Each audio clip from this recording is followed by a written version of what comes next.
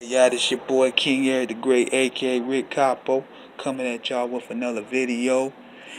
And I want to talk about Ugar, Golden Arms. He was on Vlad today, and the reason why I did this video is because he was going on a tirade talking about Killarmy, talking about RZA, talking about Sunz of Man, talking about how these guys are whack. Mainly Sunz of Man and Killarmy. And my thoughts about this is, you God is bugging. Whatever dust that man is smoking, somebody please take that away from him. Because let me tell y'all, Killer Priest and Don Bacino alone would tear Golden Arms to pieces if they were the actual battle. You God is really salty. You could really sense the tension that you see within the Wu-Tang docuseries, Mike's and Men. You can still sense that tension between RZA and U-God because right now they're currently going through a lawsuit. And I believe U-God was just there just because he's a member of the group and just to, be a team player. But he has a book where he's airing out his disgrievances with RZA. But to say that Killarmy and Sunz of Man of WACK, if anything, those albums sound more Wu-Tang than the actual Wu-Tang albums that have been coming out for the past several years.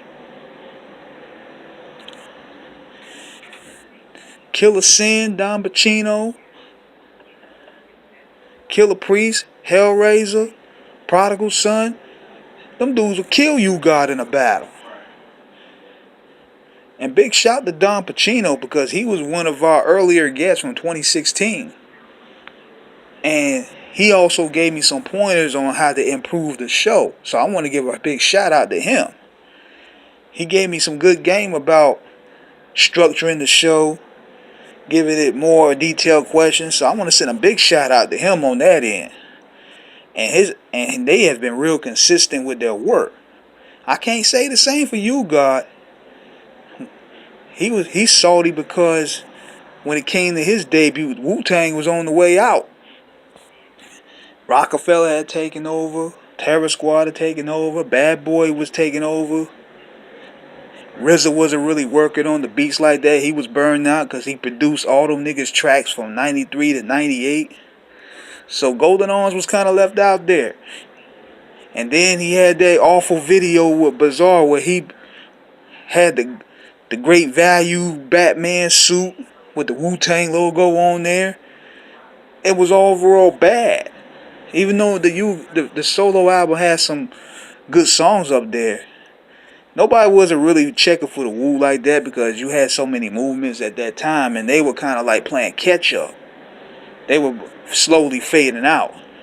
And the impact of RZA, the lack of impact of RZA, made those albums kind of lose fade in 1999. Now Deck's album was good. Legend of the Liquids. GZA's what's the name of that GZA album? Beneath the Surface was good, but it didn't have that certified RZA stamp, so that's why it became overlooked. But you God is tripping.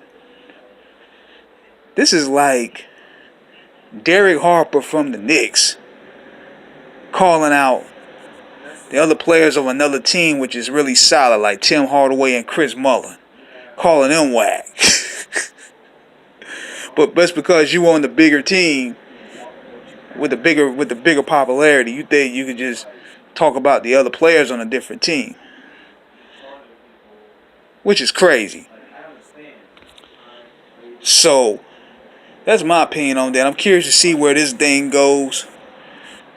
You got the Rick James look going on Vlad. I like how he's chumping Vlad up there, though. He's making Vlad even scared to even ask him questions because you got come up in there with no PR training, no PR organized questions. And you could tell by listening to the interview that Vlad don't even know what to ask him. So this is pretty entertaining. I got to give it to that credit. So y'all think you God is bugging? Y'all think Killarmy gonna burn him on the mic? Let me know. This is King Eric the Great, aka Rick Capo, signing out.